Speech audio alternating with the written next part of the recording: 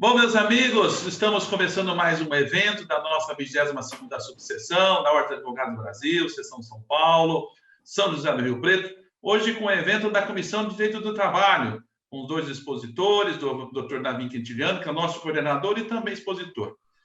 Receba da nossa diretoria, hoje aqui ladeado, o Dr. Henri Attic, nosso vice-presidente, Dr. André Gustavo Jorge, nosso diretor tesoureiro, que vem trabalhando cotidianamente para melhorar a vida e a história da nossa subseção. Dr. Davi, muito obrigado pelo trabalho dedicado e seja bem-vindo novamente entre nós.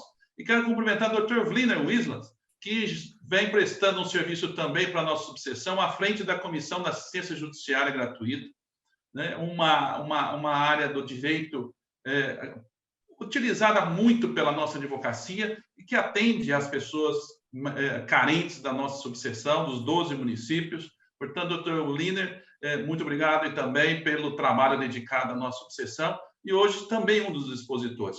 Quero cumprimentar todos os amigos advogados e advogadas aqui presentes para mais esse evento e dividir essa abertura com meus amigos doutor Henri e doutor André. Com a palavra. Obrigado, presidente. Muito boa noite a todos e a todas. Saúdo meu amigo, nosso grande líder, o presidente Marcelo Henrique, meu amigo, nosso diretor tesoureiro também, doutor André de Jorge, e aqui vários coordenadores de comissões, né? Dr. Wliner, Dr. Davi, Dr. Francisco Eudes, doutora Vanessa, muito boa noite. E, além de tudo, presenças ilustres aqui, os dois, José Luiz, né? Deu bem Pagliuca, temos também aqui o João Rafael, que é o meu chefe aqui no escritório, bem como outros colegas advogados e advogadas que estão aqui conosco, mas com a câmera fechada. Quero desejar uma excelente noite a todos e a todas e excelentes trabalhos aí para os expositores de hoje. Boa noite aos meus amigos. Faço minhas as palavras do Dr. Henri e do presidente Marcelo Henrique. Agradeço demais ao trabalho desenvolvido pelo Davi Quintiliano na Comissão de Direito Trabalhista e ao Dr. Wliner também na Comissão da Assistência Judiciária.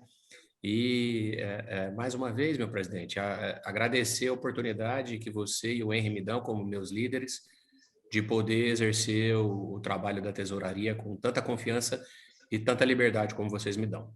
Espero que a palestra seja fantástica e digna da qualidade, da competência desses dois coordenadores que estão aqui liderando a apresentação de hoje. Boa noite à doutora Vanessa Lucchesi, que em seu nome cumprimento as demais mulheres que estão aqui no grupo e desejo boa noite a todos. Muito obrigado, meus amigos doutor Henri, doutor André. Bom, meus amigos, doutor Davi, doutor Wliner, com a palavra os senhores podem conduzir os trabalhos, jovens advogados, nossos jovens juristas. Obrigado, presidente. Bom, eu agradeço aí a presença de todos os amigos que tiveram e reservaram um tempinho da noite, dessa noite fria, né, presidente, para nos ouvir um pouquinho aqui. Depois dessa palavra do Dr. André de Jorge, com tanta expectativa, a gente fica até um pouco sem fôlego, assim, mas nós nos prometemos nos esforçar ao máximo aqui. Então, eu agradeço toda a diretoria da OAB, na pessoa do presidente, Marcelo Henrique, Dr. Henri Attic e Dr. André de Jorge, pelo apoio incondicional que vocês têm dado para a realização dos eventos da comissão e, de modo geral, a toda a advocacia que vem enfrentando grandes dificuldades nesses tempos difíceis, né? Nessa pandemia, que, se Deus quiser, está com um prazo já de término determinado aí próximo. Então, eu agradeço todo esse apoio. Eu quero também fazer um agradecimento ao Dr. Wliner Wislas, que aceitou gentilmente meu convite para estar incrementando aqui nossa fala, para falar um pouco sobre as repercussões criminais aqui do tema de hoje. Fazer uma saudação aqui também ao professor Luiz Carlos Melo, que escreveu um artigo junto comigo sobre esse mesmo tema, que foi fruto, né, esse presente grupo de estudos é fruto desse artigo. E só fazer uma pequena introdução aqui, lembrar a todos que o grupo de estudos ele foi introduzido pelo Dr. Paulo Baria, na gestão que ele era coordenador. E a ideia é o debate entre nós que estamos aqui.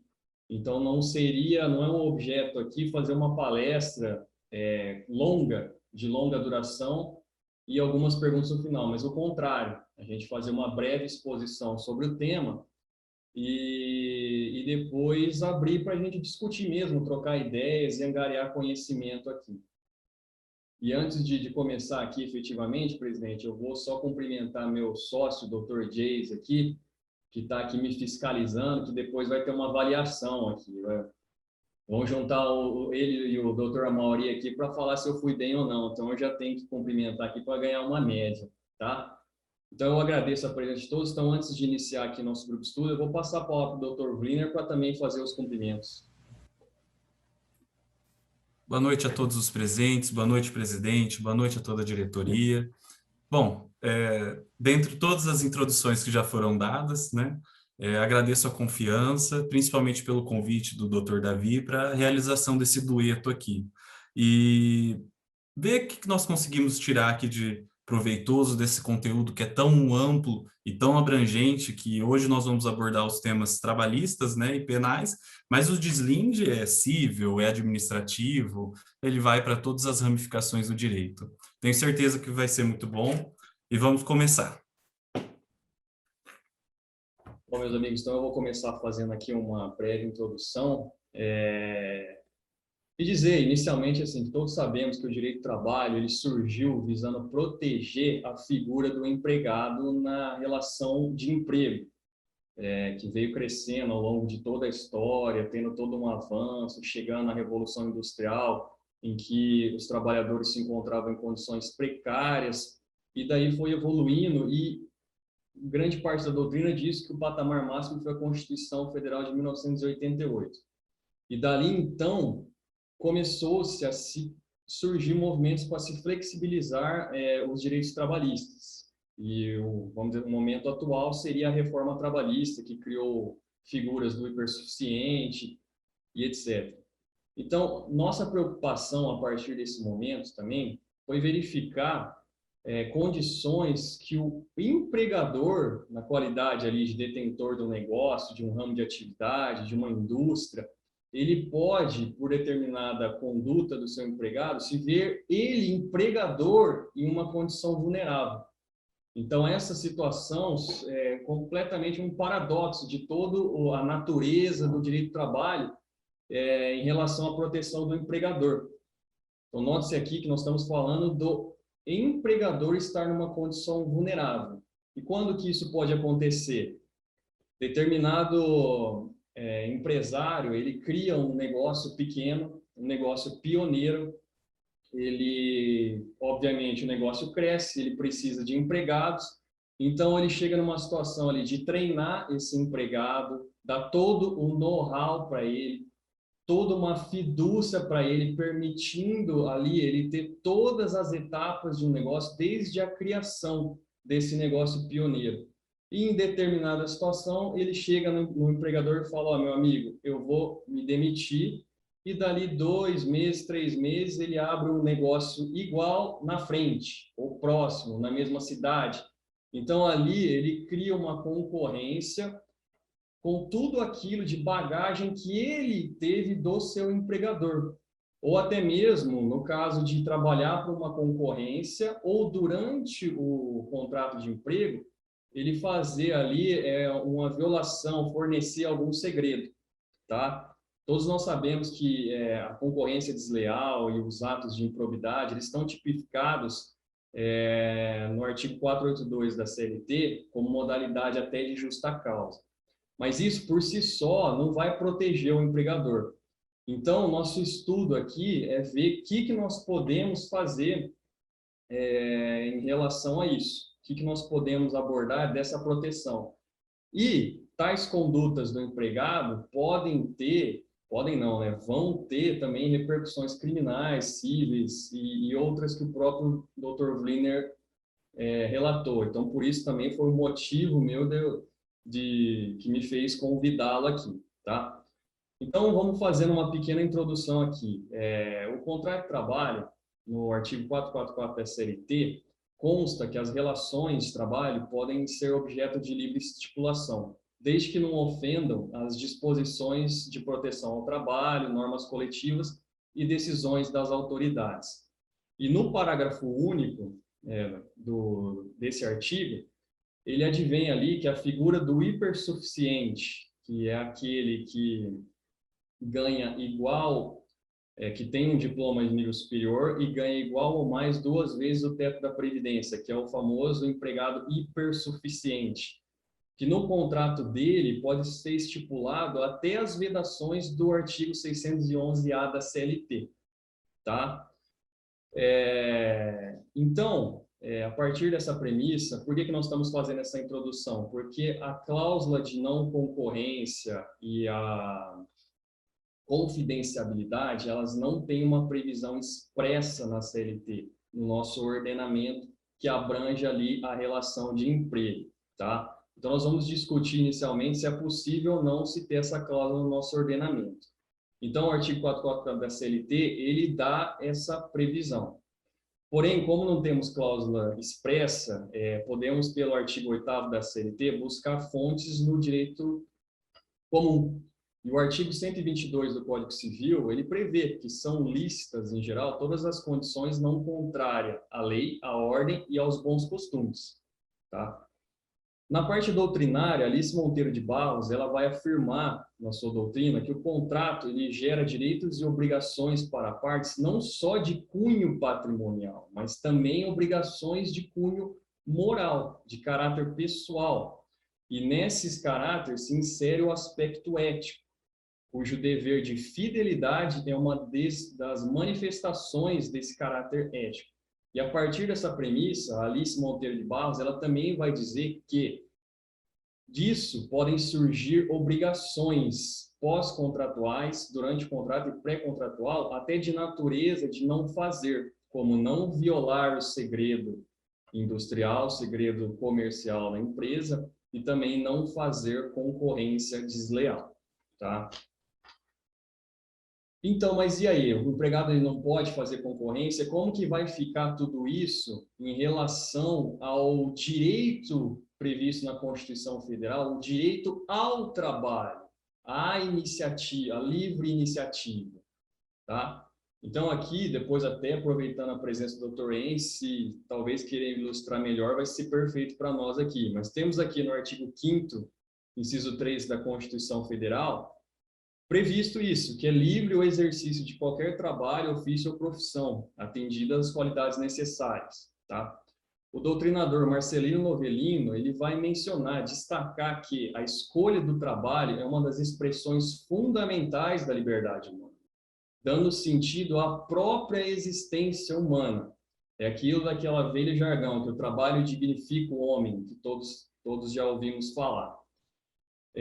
O artigo 170, inciso 4 também da Constituição, ele prevê que a ordem econômica é fundada na valorização do trabalho humano e da livre iniciativa, tendo a fim de assegurar a todos uma existência digna.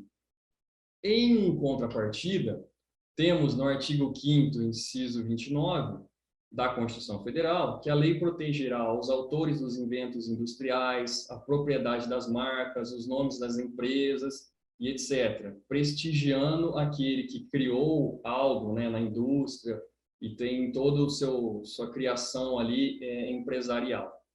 E também nós vamos ter ali na Lei 9279 de 96, também prestigiando essa proteção, né, ao desenvolver da indústria ali, no seu aspecto criativo, nas marcas e tudo mais. E no seu artigo 2º está expresso, dessa lei, né, está expresso que é vedada a concorrência desleal, tá? Então aqui eu já vou fazer aqui uma pequena conclusão de que, partindo-se dessas premissas, é possível sim nós estabelecermos cláusulas de contra a concorrência desleal no contrato de emprego e que proteja ali, né, a confidencialidade. Porém, ela tem que fazer um respeito ao direito ao trabalho e à livre iniciativa, tá? Mas que, afinal, o que é concorrência desleal, como que eu chego nisso e tudo mais? Então, o artigo 195 Aqui, especialmente o inciso 11, né, da Lei 9279/96, ele vai tipificar a conduta da concorrência desleal. Então, né, a partir daqui, eu vou passar a palavra para o Dr. Wliner para ele fazer a conceituação, as tipificações, as repercussões, para depois nós voltarmos aqui aos aspectos referentes à cláusula da não concorrência e da confidencialidade no contrato de emprego em si. Dr. Wliner, por favor. Obrigado, doutor. Bom, dando continuidade à introdução que o doutor Davi realizou, eu vou usar de artifícios muito tecnológicos, PowerPoint, que eu acho que o direito penal ele é mais visível. Se a gente conseguir enxergar ele, é melhor. Então, vamos ver se eu vou conseguir essa proeza aqui. Toda vez Vamos ver... Todos estão vendo? Está funcionando? Perfeito. Agora deixa eu achar aqui. Aqui. Bom, nós vamos tratar aqui sobre a concorrência desleal e a violação do segredo industrial sob os aspectos criminais. Mas esses aspectos criminais, eles estão descritos lá na lei que regula o direito e obrigações relativos à propriedade industrial, né? E como que se dá o início dessa proteção? Lá no artigo 2º mesmo, já no início da lei, o legislador ele se preocupou em trazer quais seriam os modos de proteção relativos à propriedade industrial, né? Então, ele já elencou lá concessão de patentes, concessão de registro, concessão de desenho industrial, marca, indicação geográfica, e lá no inciso 5, perdão, a repressão à concorrência desleal, né? E essa repressão ela vai ocorrer utilizando-se dos crimes contra a propriedade e, especialmente, no capítulo 6, os crimes da concorrência desleal. Como o Dr. Davi já iniciou, a concorrência ela é algo desejável no direito, né? Tanto é que na própria Constituição Federal, como foi dito, há a previsão da livre concorrência. E foi isso que o legislador quis trazer, né? Mas a concorrência, ela não é absoluta, a livre concorrência. Como todos os outros direitos, ela tem limites. E os limites, elas vão ser trazidos pela regulamentação, a repressão à concorrência desleal. E o que nós desejamos reprimir, né? Interessante colocar isso daqui antes. A concorrência desleal, ela tem especial atenção, inclusive na seara das convenções internacionais. Na Convenção da União de Paris, há previsão a concorrência desleal, que qualquer ato de concorrência contrária aos usos honestos em matéria industrial comercial deve ser reprimido. Mas olha que interessante essa observação, né, que eu peguei de alguns autores. Aqui nós temos que nos atentar à questão que nem tudo que é ilegal é imoral e nem tudo que é imoral é ilegal, né? Por quê? Porque vou pegar um exemplo clássico aqui que vai ser fácil da gente entender. O McDonald's e o Burger King. Ambos, aqui no Brasil, é até um pouco mais atenuado, mas no exterior nós conseguimos ver isso de uma forma mais acentuada. Eles têm um marketing muito agressivo, né? Um marketing muito agressivo, mas é um marketing que não fere a concorrência desleal, porque eles não estão desprestigiando a outra marca, eles estão fazendo a competição de mercado. Quando entra no mercado um fast food novo, ele já sabe que existe essa pressão, ele já sabe que existe esse mercado agressivo. É algo que já é inerente àquele negócio. Então, nós temos que tomar cuidado sempre que falar que algo é imoral, que ele seja ilegal. E é nesse sentido que vai caminhar a previsão na seara criminal, né? O direito criminal, ele é totalmente legal, né? Ele é a legalidade e ele é ultra ratio. Então, nós só vamos aplicar ele quando for extremamente necessário. Aí ali eu trago um conceito, né, que são os atos contrários às boas normas da concorrência comercial, praticados geralmente com o intuito de desviar, de modo direto ou indireto, em proveito do agente, a clientela de um ou mais concorrentes e suscetíveis de lhe dar prejuízo. E logo já trago aqui o artigo 195, inciso 11, que o doutor Davi citou, né? Então, comete o crime de concorrência desleal quem? Aí aqui vamos nos apegar aos verbos. Divulga, explora ou utiliza. Divulgar é a pessoa que vai tornar aquilo público, né? A pessoa que toma conhecimento de um segredo industrial, um segredo comercial, ou até mesmo algo que foi dado em confidencialidade a ele, né? E ele torna aquilo público, com o único intuito de causar dano, né? Ou ele explora, que é o caso que o Davi falou, né? De pegar e abrir o próprio negócio, né? Para que utilize para si próprio, né? Explora ou utiliza. Sem autorização. Perfeito. Bom, e é fundamental que o empregado ele tenha tido acesso a essas informações, esse segredo industrial, mediante a relação contratual que ele teve, né? E essa violação, né, ela pode acontecer mesmo após o término do contrato. É um crime com uma pena muito baixa, né? 3 meses a 1 ano, dado ao prejuízo que pode ocasionar ao empresário. E por ser um crime com uma pena tão baixa, é passível de da 9.099, né?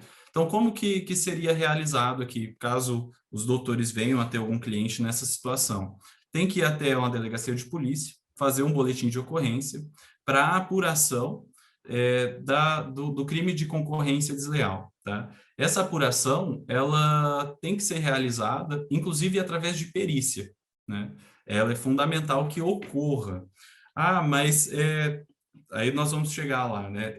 Os crimes da concorrência desleal, assim como os outros da LPI, eles são crimes que se processam mediante queixa. Então, são crimes de ação penal privada. Então, teoricamente, não precisaria do boletim de ocorrência.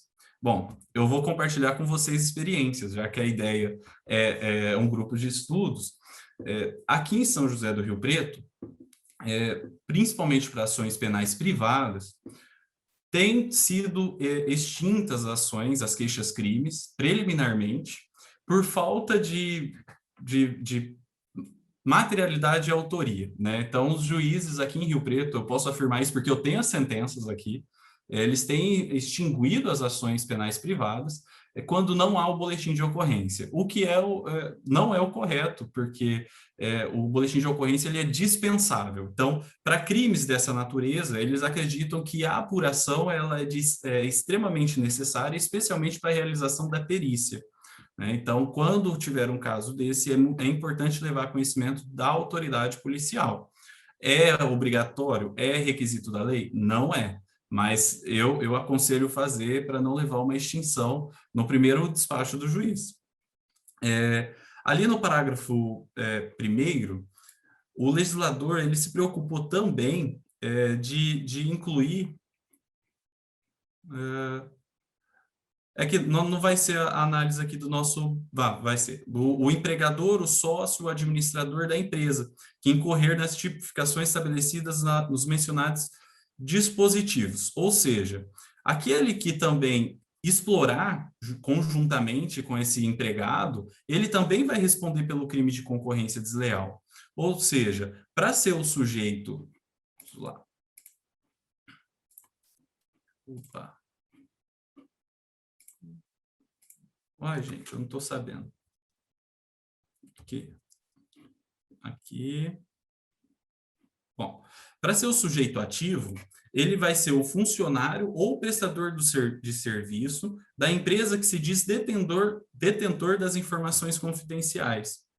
E aí aqui eu ressalto mais uma vez que as informações dadas ou conhecimentos devem ser confidenciais por ato declarado das partes e não pertençam ao estado da técnica ou domínio público e nem sejam evidentes para um técnico do assunto.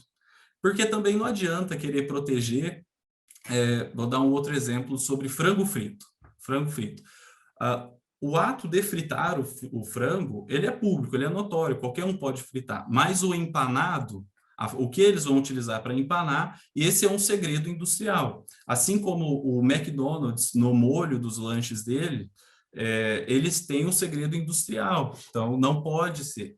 Mas isso não quer dizer também que não possa ocorrer aquilo que a gente chama de engenharia reversa, né? Que alguém pegue esse molho, que alguém pegue a Coca-Cola, que são esses segredos industriais mais conhecidos, a Apple, e faça a engenharia reversa para descobrir o que é isso e, a partir daí, né, procurar fazer uma patente, e aí vai ter toda a discussão administrativa sobre essa concessão ou não. Mas é importante frisar também, deixa eu tirar aqui, que o negócio fica na frente, desculpa. A proibição do trabalhador de utilizar os conhecimentos adquiridos é considerado contrário ao princípio da liberdade de trabalho. Ou seja, é intransponível pensar que a cada dia, num lugar trabalhando, nós mesmos, como advogados, nós não vamos adquirir experiência trabalhando. Então, utilizar essa experiência em trabalhos futuros seria violar o princípio da liberdade de trabalho.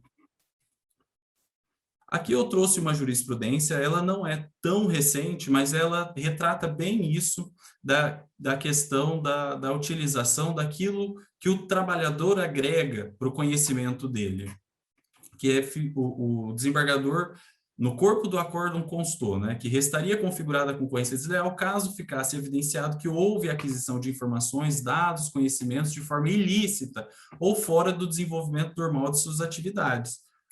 Esse é um crime que ele é de difícil configuração. Por isso que o inquérito policial, ele é muito importante também nesse aspecto.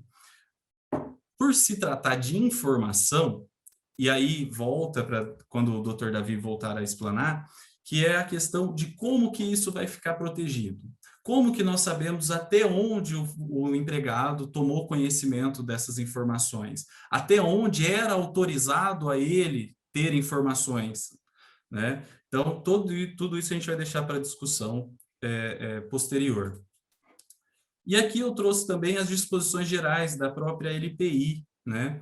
Que o crime ele é processado mediante queixa, né? Salvo o crime do artigo 191, que vai ser ação penal pública, que aí vai ser a utilização de insígnias, é um crime um pouco mais grave.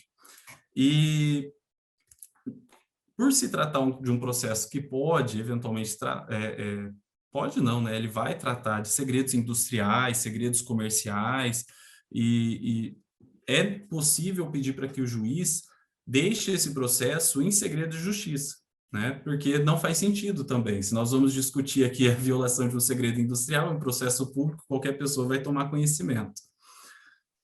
Também é possível a acumulação das ações cíveis, o que também está previsto já na LPI, né? E a indenização, ele traz parâmetros, então não vai ser da forma como nós estamos acostumados a pedir indenização. A indenização ela vai ser determinada pelos benefícios que o prejudicado teria oferido se a violação não tivesse ocorrido.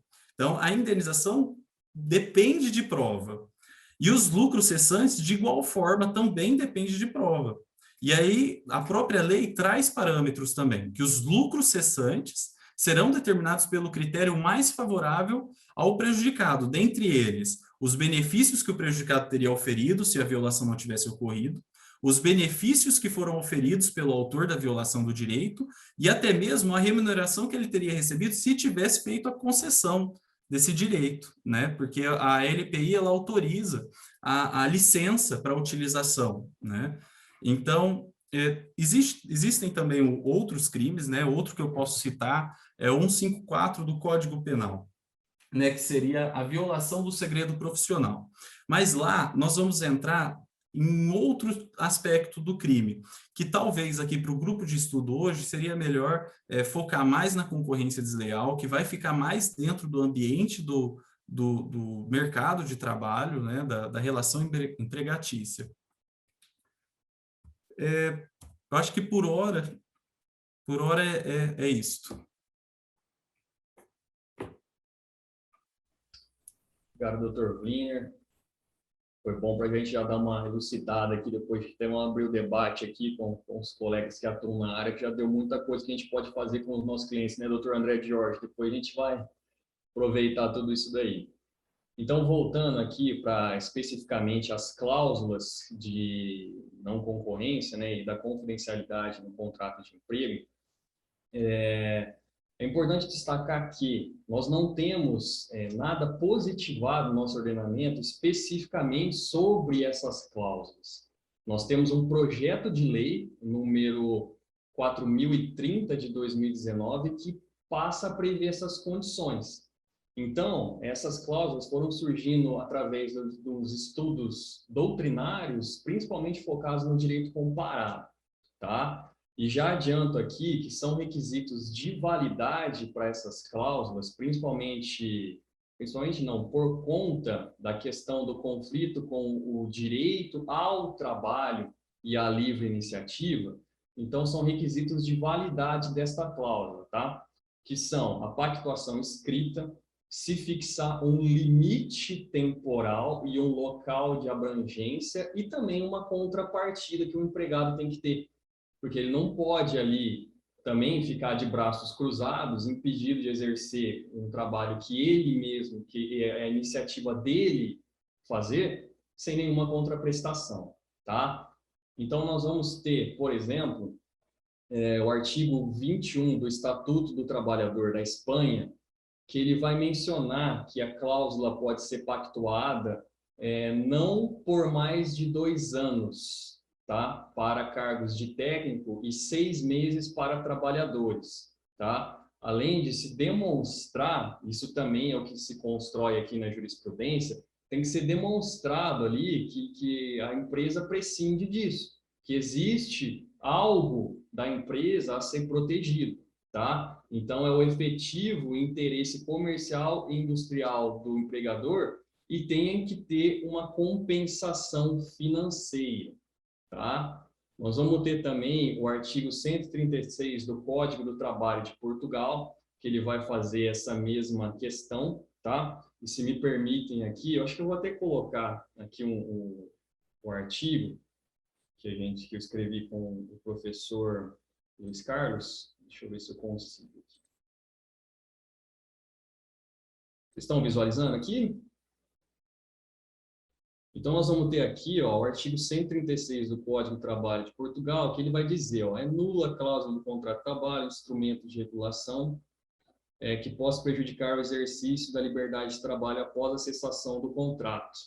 É lícita a limitação da atividade durante o período máximo de 2 anos, subsequente à cessação do contrato de trabalho, nas seguintes condições. Então, aqui, a título de curiosidade, ele vai limitar que seja feito um acordo escrito no contrato de trabalho ou na revogação, né?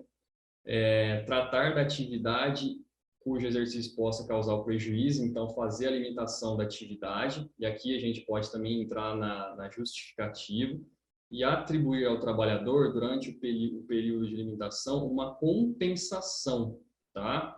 Que pode ser reduzida equitativamente quando o empregador tiver realizado despesas aviltadas por sua formação profissional, tá?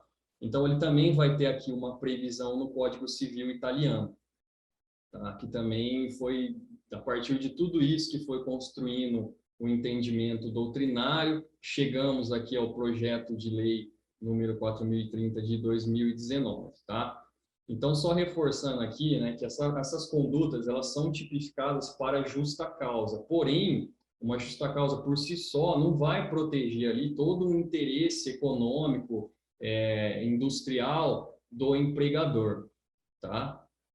Então, vamos pegar aqui, ó, eu trouxe até um julgado, vamos pegar essa definição aqui do Gustavo Felipe Barbosa, que ele diz que para que não ocorra violação ao direito constitucional da liberdade de exercício de trabalho, ofício ou profissão, que nós já falamos, a cláusula de não concorrência, para ser válida após o contrato de emprego, ela deve sofrer limitações quanto ao seu tempo de duração, espaço territorial de incidência, e referindo-se a certa modalidade de trabalho.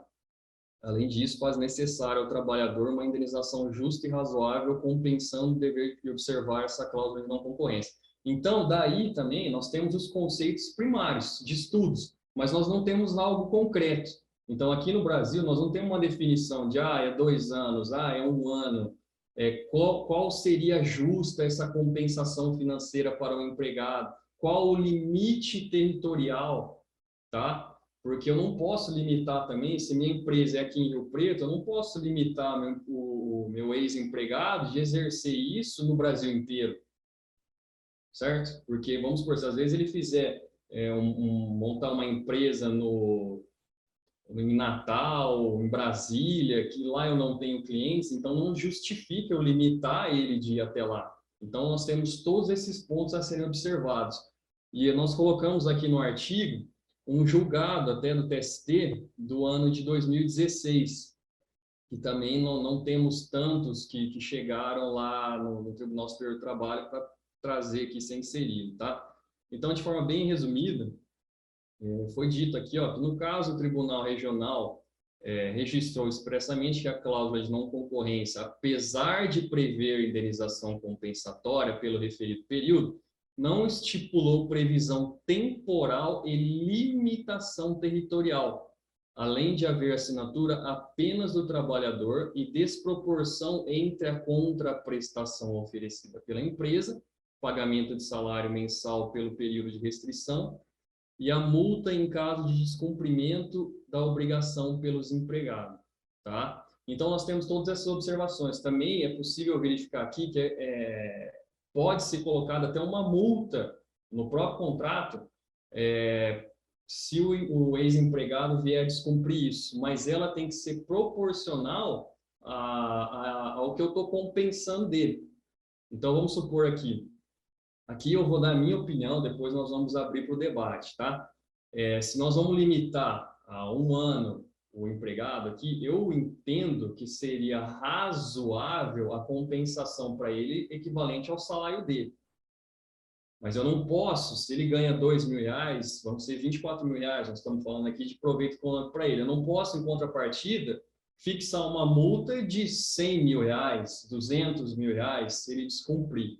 Então, tem que ser algo nesse sentido, tá? Então, são esses os pontos que a gente fala aqui da questão das repercussões que a não concorrência, né, a concorrência desleal vai ter aqui. E o dever de confidencialidade, deixa eu ver se agora onde que eu paro a apresentação aqui. Aqui. Aí a confidencialidade também vai seguir nos mesmos critérios, tá? Que a doutrina fala que deve ser justamente isso que o próprio Wiener tipificou, né? O dever também de, durante a execução e após, também não se fazer a divulgação de todos esses segredos, tá? Não a concorrência em si, mas também de proteger fazer essa confidencialidade, se estabelecer essa obrigação de não fazer, também passível de multa e dessas repercussões aqui, tá? Então, a gente acabou, pelo menos ao meu ver, não sendo tão breve na explanação, mas a gente abre aqui ao debate aí, passando a palavra para vocês, para a gente conversar um pouco e angariar um pouco mais de conhecimento aí. Então, eu devolvo a palavra ao presidente Marcelo Henrique. Davi, o Marcelo precisou se ausentar, me pediu para que conduzisse até o final e auxiliasse vocês com a reunião. Meus amigos, mais uma vez queria parabenizar vocês, porque é muito bom a gente ouvir as lições de quem está com isso fresco na cabeça. Muito recente o teu estudo, o teu artigo. Eu achei um artigo espetacular, Davi, muito bem desenvolvido por você e pelo Luiz Carlos. E o auxílio do Wiener também trazendo a parte penal, criminal para a gente a respeito do assunto. É muito interessante, né? Eu não me arrependo nunca de participar dos grupos de estudo, porque é impressionante, rapaz. Hoje ainda eu participei de uma reunião com uma empresa de São Paulo, do ramo de construção civil, que me consultou exatamente a respeito da cláusula de não concorrência, dos segredos industriais, da validade disso. E a gente estava conversando exatamente sobre a dificuldade de descrever isso com segurança a ponto de gerar esse equilíbrio, né, Davi? Que é o que você abordou com muita propriedade. Não dá para ser algo que te garanta eternamente a um custo de uma multa astronômica e sem uma limitação geográfica. Você precisa ter critérios objetivos para não tornar isso uma impossibilidade de exercício profissional até para a pessoa, né? Então, a dificuldade é essa. E o fato da nossa legislação, de fato, não prevê, né? E criar dificuldades, gerando a necessidade da própria jurisprudência criar os limites de atuação das empresas e dos empregados. Então, assim, eu não tenho uma questão, era mais um comentário. Como isso é difícil de acertar, o Davi sabe que eu atuo muito mais para o lado das empresas do que para o lado dos empregados, e esse é um assunto que eu tenho muita afinidade. Eu gosto muito de discutir sobre isso, porque fui chamado muitas vezes a falar sobre isso com as empresas, e nos meus estudos eu acabei concluindo muito do que o Davi colocou no seu artigo com muita propriedade. É possível, mas é preciso criar regras proporcionais de parte a parte. Então, eu deixo o pessoal à vontade, quem quiser fazer perguntas, e parabenizo vocês mais uma vez aí pela excelente explanação. Obrigado, doutor André. Eu vou aproveitar e colocar o link aqui da revista, que está o artigo, para quem às vezes não teve oportunidade, está disponível lá. Davi, o doutor Delben quer fazer uma pergunta. Não? Davi, Wizard, André, além todo esse arcabouço de legislação um pouco ausente, mas hoje nós temos a Lei de Proteção Geral de Dados, que hoje todas as empresas têm uma parte de tecnologia.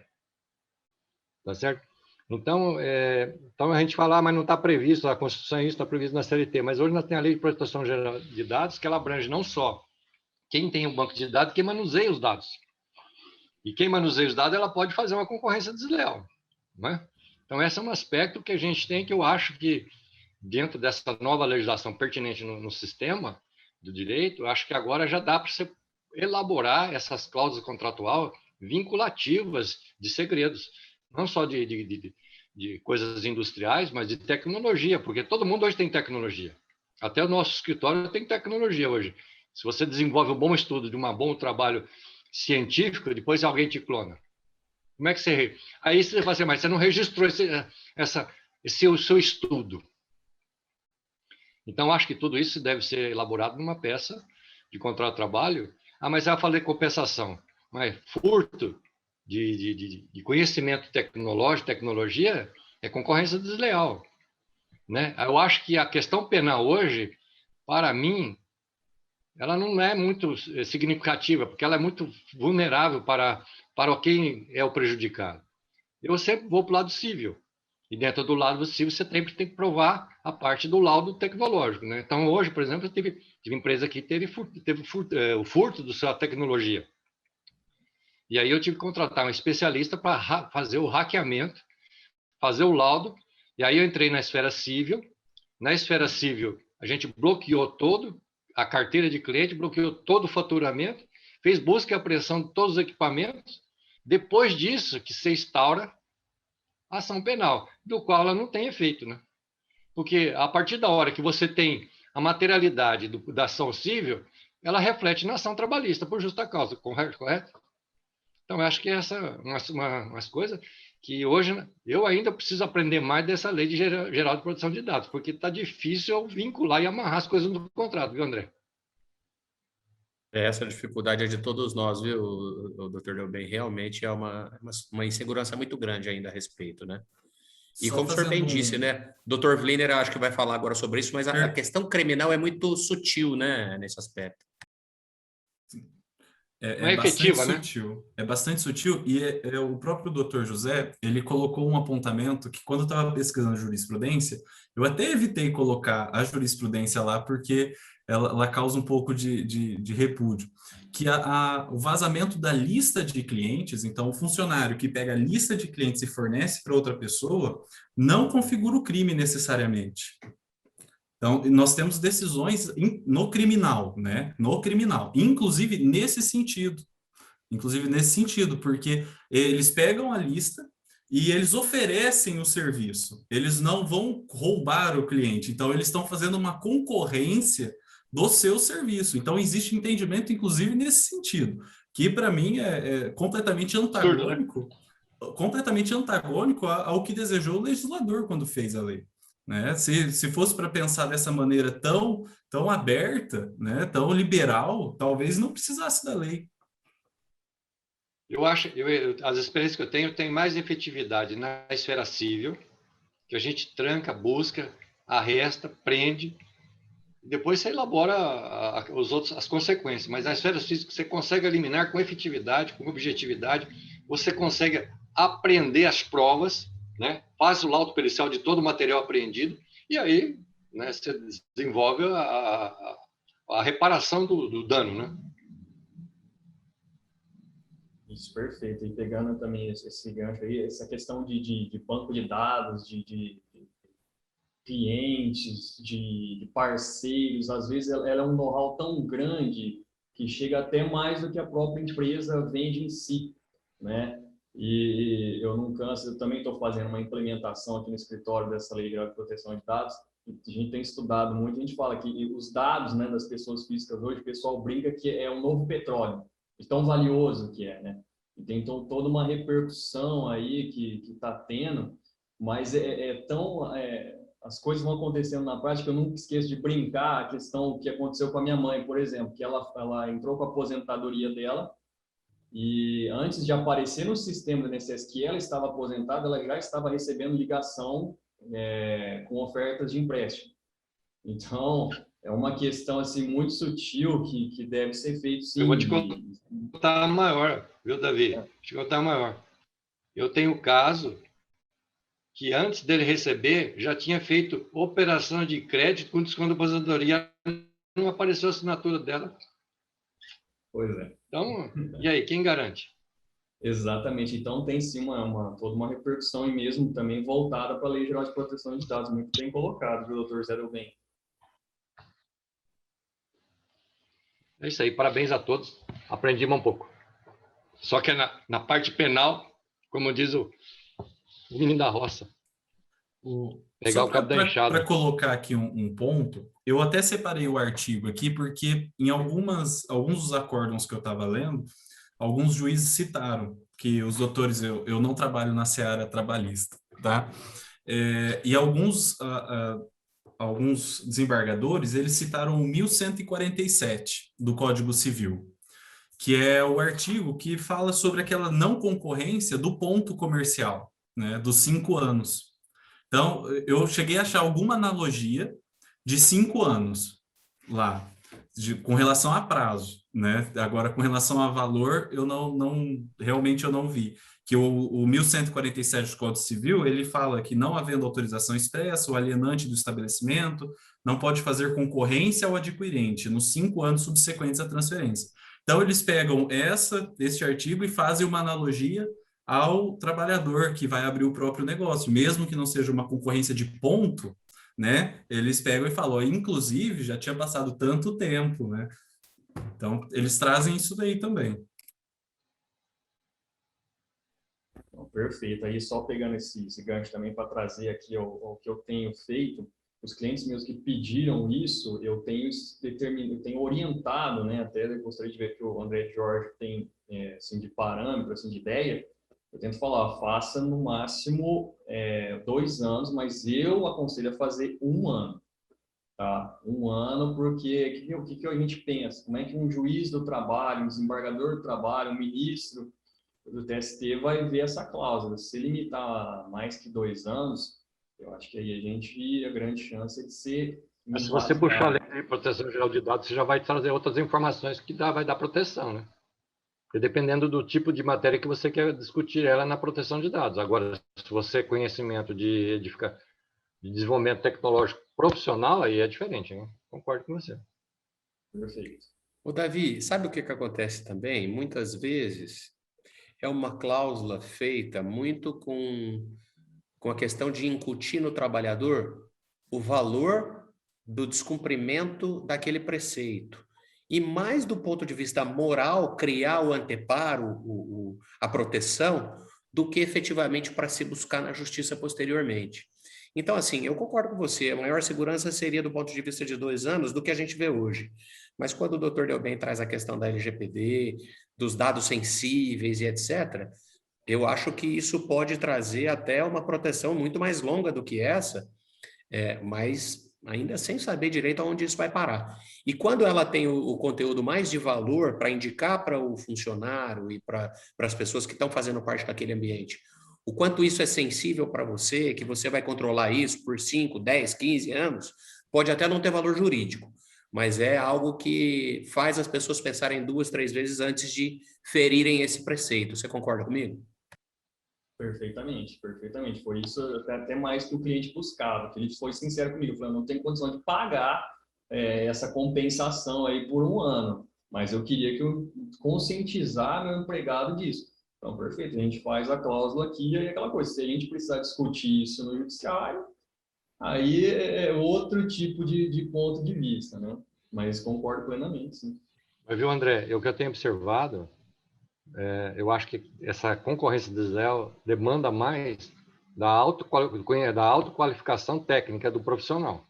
Porque quanto menos qualificação do profissional, você não tem como aplicar esse tipo de cláusula no contrato. Então, acho que essas cláusulas estão mais em termos de gestor, em termos de função, de autoqualificação tecnológica, não só de engenheiro, médico, etc., né? Mas na baixa qualificação, você não consegue vincular isso, que aí você vai, como eu falo lá no meu escritório, apanhar de bêbado, que a gente advoga para reclamada aí que não tem essa condição, apanhar de bêbado. Mas eu acho que nessa questão, mais essas cláusulas de concorrência desleal, tem a questão do sócio, que é outra questão também, que como é que você vai vincular o sócio nessas partes? Porque hoje uma das concorrências desleais é o sócio. E aí como é que faz? Aí não tá vinculado à CLT, né? Concorda, doutor Davi? Eu concordo, mas aí eu já acho que isso poderia até se estabelecendo por contrato social nesse ponto de vista. Mas essas cláusulas do contrato social é geral, depois você vai ter que fazer um contrato de cláusulas específicas entre as partes. Um pacto ali, né?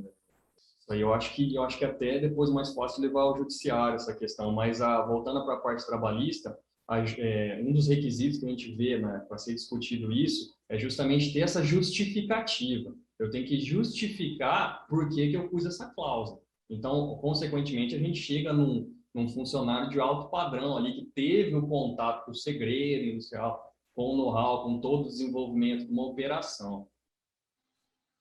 Davi, eu tenho um exemplo interessante de um outro cliente que trabalha com medicina reprodutiva, né? Fertilização, e assim, quando a gente pensa nessa situação, os médicos, normalmente é médico ou cientista que trabalha com isso, né? E o responsável por clínicas dessa natureza e etc., eles têm um segredo valiosíssimo ali, apesar de ser científico, muitos estudos divulgados e etc., tem muitos deles que desenvolvem seus próprios métodos de fertilização com mais sucesso, menos sucesso, mais risco, menos risco. Então, é uma situação em que se encaixa bem o que o Dr. Delben falou.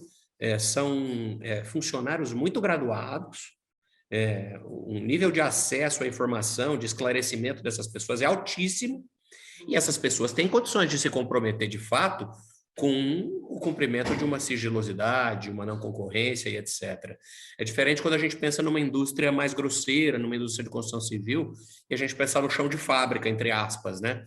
De fato, está mais vinculado a pessoas mais graduadas, dentro de uma situação dessa seriam mais gestores. Mas nesse caso de áreas mais tecnológicas, mais científicas, aí é algo que realmente eles se preocupam e tem muito receio de que os segredos sejam vazados, segredos científicos, comerciais, industriais, né?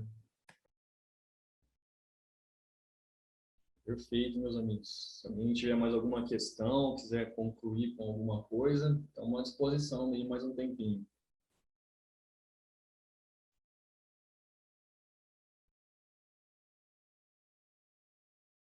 Se ele mandar pelo chat também, não tem problema.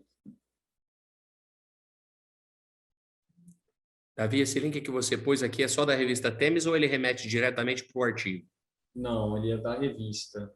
Deixa eu ver se eu consigo pegar o do artigo. Não precisa, fique tranquilo. É mais para saber qualquer coisa, depois eu vou te contatar, eu entro em contato contigo para pedir o artigo para eu poder fazer a leitura completa dele. Deixa eu ver. Eu quero parabenizar aqui os amigos, Dr. Davi Quintiliano, nosso coordenador de Direito, né, do trabalho, nosso querido Dr. Vriner Wislas Galisteu Borges, Nosso jogador de vôlei aí também e excelente palestrante, hein, Bliner? Parabéns, Obrigado, viu? Muito doutor. conhecimento adquirido aqui hoje, viu?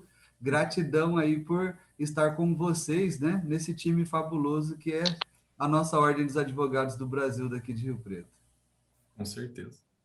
Obrigado, doutor Robson. Obrigado aí pelo apoio de sempre. O doutor Robson é um incansável aí, trabalhador para a Comissão de Direito do Trabalho também, apesar de também coordenar uma comissão, ajudado muito nós aqui. Muito obrigado, doutor Robson, pela presença. Tamo junto sempre. Opa! Peça fundamental desde a nossa campanha eleitoral, meu amigo Robson. Isso, Um grande representante da nossa OAB. Muito obrigado pela tua presença sempre, viu, Robson? E ao doutor Delben também, que nos acrescentou muitos conhecimentos hoje nessa aula maravilhosa que o Bliner e o Davi nos deram. Doutor Delben nos acrescentou bastante também. Muito obrigado, viu, doutor Delben? Obrigado a vocês, foi um prazer, parabéns a todos aí, estamos juntos. O doutor André, o doutor Delben, eu vou falar para você, que eu tenho acompanhado aqui. O doutor Delben, eu creio que é o mais assíduo frequentador de todos os eventos da nossa Ordem dos Advogados do Brasil. Então, parabéns, o doutor Delben. O senhor é um grande exemplo aqui para a gente, viu? Com todo o conhecimento que o senhor já tem, que o senhor nos passa, o senhor continua sempre aqui prestigiando os eventos, viu? Muito obrigado. Eu faço a maneira de conhecer vocês melhor. Verdade, incansável. O Robson está certo, doutor Delben. Não teve uma vez que eu não entrei num grupo de estudo ou numa palestra que você não estava presente, meu companheiro. E, não obstante você ter um pouco mais de cabelo branco do que todos nós, você está sempre disposto e acrescentando com os teus conhecimentos, com a tua experiência. Muito obrigado, viu? Parabéns a todos, obrigado a vocês. Não mereço tudo isso, não. Eu acho que uma das coisas que faltou falar, não sei se nós entramos com muita profundidade, é sobre as medidas que podem ser tomadas para evitar que isso aconteça, exceto o contrato, né? Porque existem algumas outras medidas, mas aí já vai ser na parte de logística e sistemática da empresa, né? Que é possível fazer e que vai facilitar, inclusive, se vier, porventura, ter algum problema jurídico, né? Que é o famoso preparar a cama de gato, né? Porque o que seria? Seria fazer através de auditorias, né? E aí os próprios doutores podem vender isso aos clientes, né? Essa auditoria, e ela tem que ser personalíssima, né? Ela tem que ser realizada com as pessoas da empresa, para que entenda e se determine o que é confidencial e o que não é dentro da empresa. Porque a gente falou que, contrato, prazo, valor, mas tá, e o que é confidencial aqui dentro da empresa e o que não é? Então, é muito importante ter um objeto determinado, né? Não obstante eu trabalho com um penal, a gente não pode abandonar a parte civilista, que para tudo a gente tem que ter um objeto. Então, essa auditoria realizada pelo advogado junto à empresa, né, de forma que se determine e delimite o que é o confidencial ou o segredo de justiça, que não vai constar, né, mas para que pelo menos conste as pessoas que têm acesso a isso e que seja dado termos de ciência que essas pessoas têm acesso a essa informação, para que depois não precise se fazer uma prova negativa.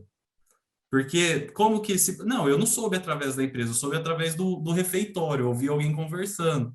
Então, a gente tira a prova negativa, a gente começa a fazer prova positiva.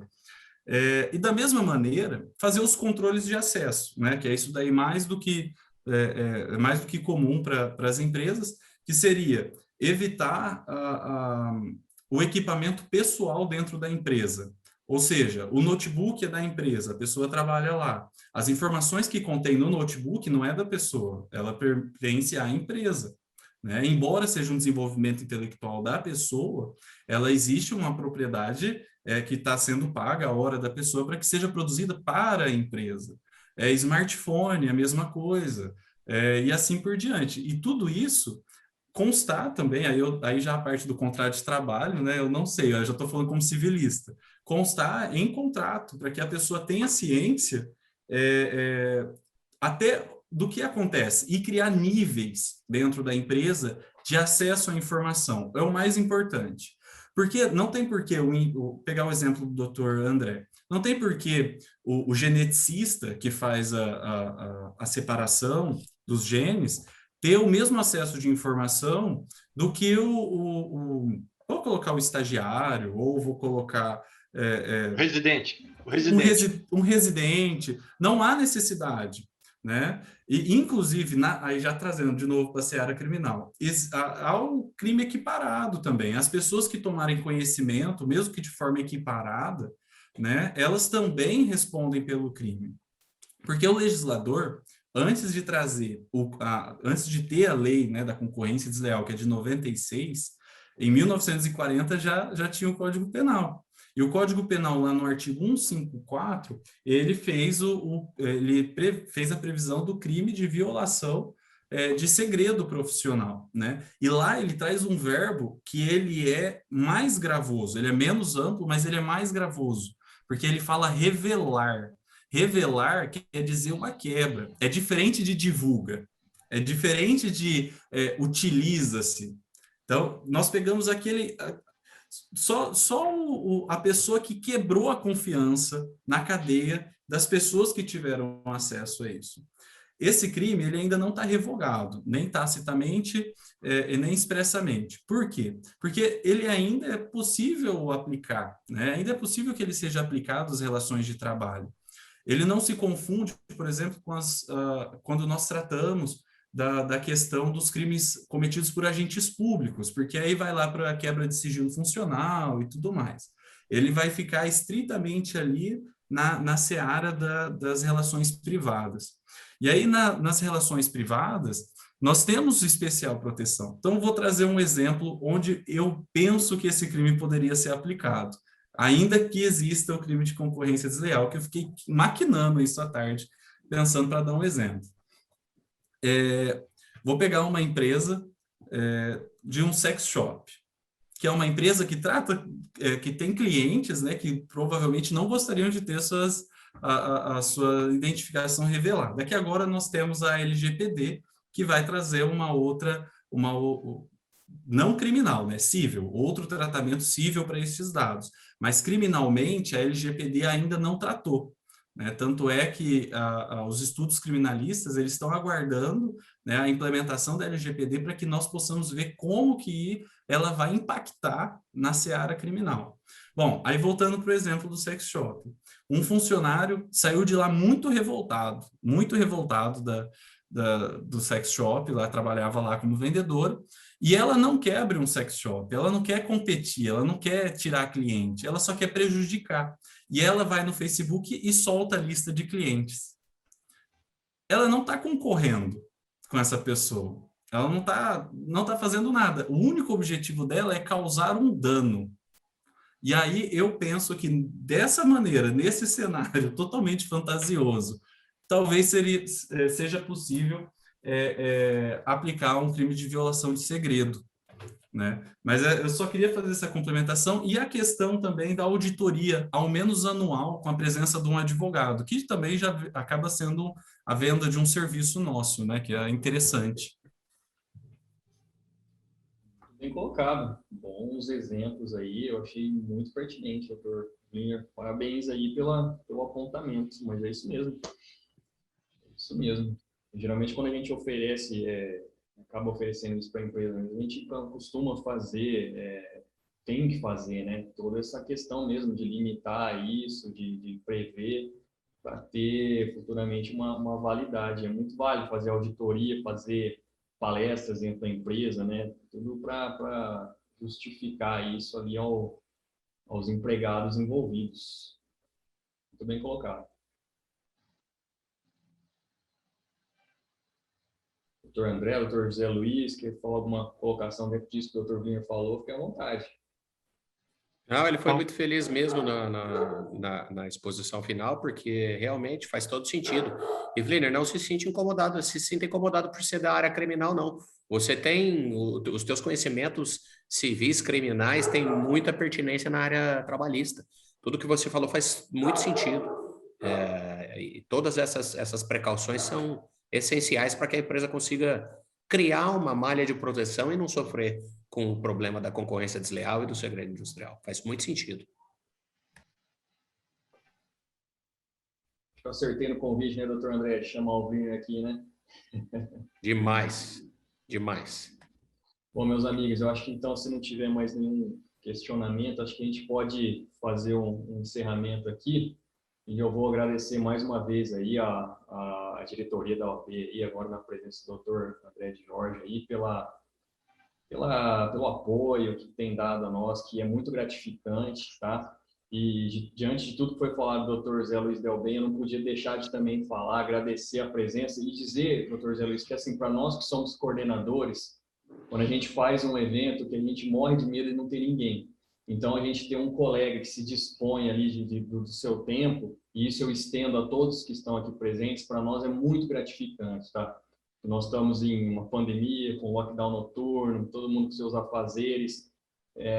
Então, eu agradeço muito a presença de vocês aqui. Vou mais uma vez aí agradecer o Dr. Wiener, que gentilmente aí aceitou esse convite aí. E não teve muito tempo, viu, Dr. André Jorge? Foi meio que em cima da hora isso aí. Uns 15 dias para cá, eu falei, ó, vamos.